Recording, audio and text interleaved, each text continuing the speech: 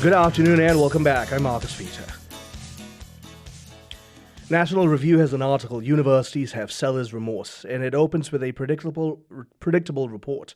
California's public universities, after the abandonment of standardized testing, they're now expressing tremendous regret. The story is crucial. It's revealing a national habit of destroying standards because of moral vanity, and then for some reason after that we act stunned when the wreckage demands fixing. Now, the scandal here is larger than an admissions policy. The American education system has been hollowed out by a long historical movement that deliberately replaced educational formation with affirmation, constant affirmation, and we couched this under compassion. For much of American history, the schoolhouse assumed children needed discipline before they could use freedom well. That's always been the driving force of historical United States education, that the mind requires grammar before children can acquire real wisdom. The McGuffey readers, for example, they taught literacy through moral imagination and biblical cadences. Early American schooling presumed that reading forms not just the vocabulary, but also the conscience. Noah Webster, he believed that national character requires moral education. He wrote, "Education is useless without the Bible." He wrote this in a letter to James Madison.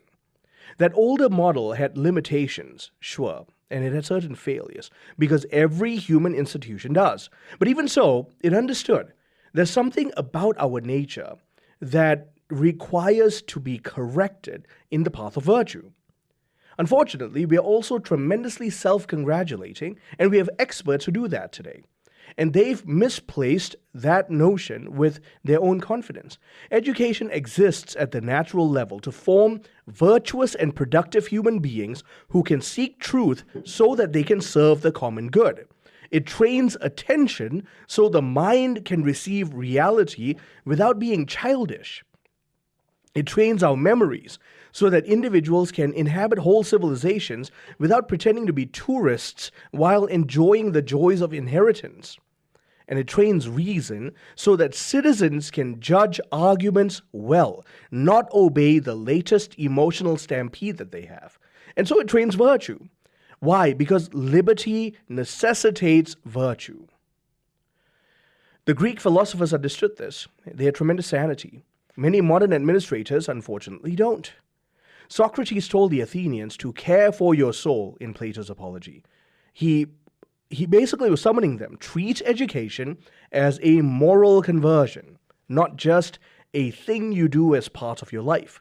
Plato then wrote, education is the art of orientation. He wrote this in his Republic, because the soul must be turned toward the good before it can govern its desires. Aristotle wrote that early habituation makes all the difference. This is in the Nicomachean Ethics. The young become what they repeatedly practice. And that's what education is about. If we forget that early habituation makes all the difference, well, you run the risk of corrupting an entire life. So our culture now that lets our children practice constant distraction and validate them, and then expect that they grow up to become disciplined adults, I'm sorry, we're engaging in an enterprise of comedy. The modern deformation is what we're doing right now, and we have a history to prove it. John Dewey was one of the figures. He helped shift American schooling towards social reconstruction and a child-centered experience. He wrote in his book, Democracy in Education, education is a process of living. It really isn't, but okay. That phrase sounds humane because what it really does is it makes an excuse for loosening discipline so that it trains the individual to not have self-command, but to act upon every desire of the self. And then you got the 1960s. I mean, that poured gasoline on that already weakened structure of education. Universities, during this anti-authoritarian phase of politics, became laboratories for what liberation can look like. Not just in terms of liberty, but in terms of just the inherited moral order and the order of truth. Teacher training schools absorbed methods that treated structure with tremendous suspicion. Families weakened under the pressures of no-fault divorce, mobility. Television forced us to become passive individuals. And then phones, social media, it conquered childhood. And the classroom became yet another battlefield for a tremendously fragmented soul. In 1983, A Nation at Risk, the government conducted a study, A Nation at Risk, it warned of a rising tide of mediocrity. And that phrase is true today. The United States is confusing now access with achievement. Just because someone can get to college doesn't mean that they've achieved something great today. And that's sad. Because each decade has added another layer of mediocrity and failure and excuse. We've added more administrators. We've added more bureaucracy, and we call it, well, education. It's really not. And then we dilute all our standards, and we call it, well, it's in the name of being inclusive. We inflate grades for particular racial subsets, and we call it equity.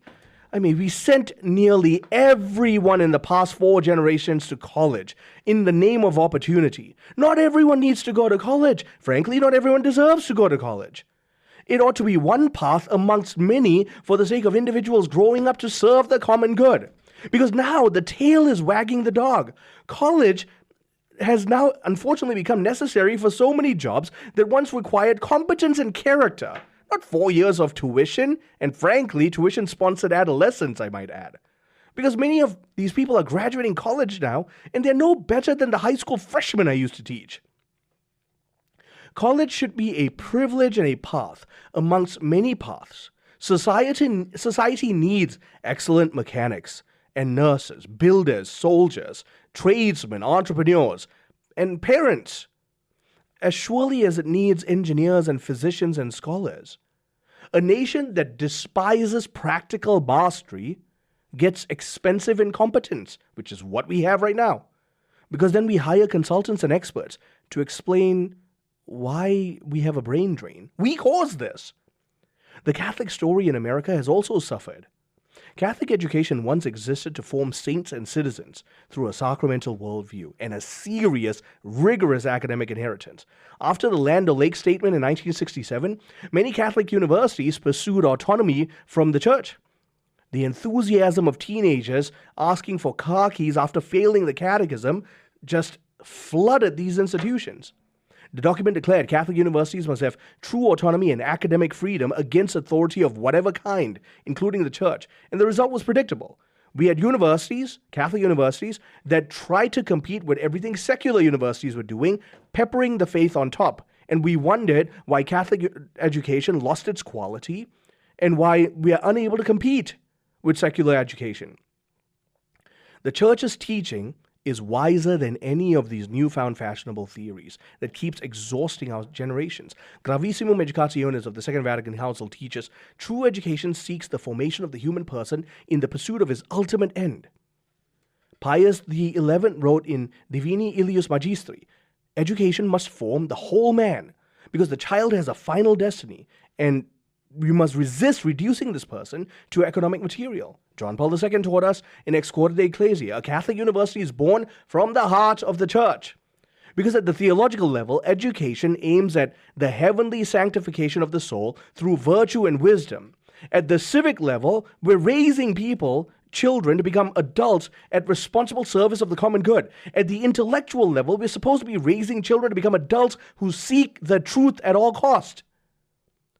If we forget this as a society, we're not doing education, we're doing deformation, sponsored by taxpayer dollars.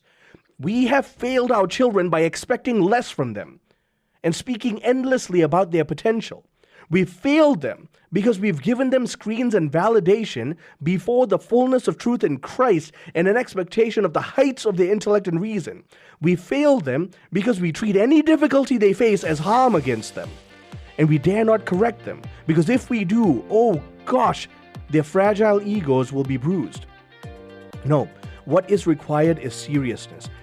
We as Catholics especially, but just generally, institutions across the United States must remember that truth is the mission of education, and if we can educate again, to stop applauding ourselves, and to form souls for virtue, then we'll be on the right path again. Stay tuned, I'm Marcus Peter.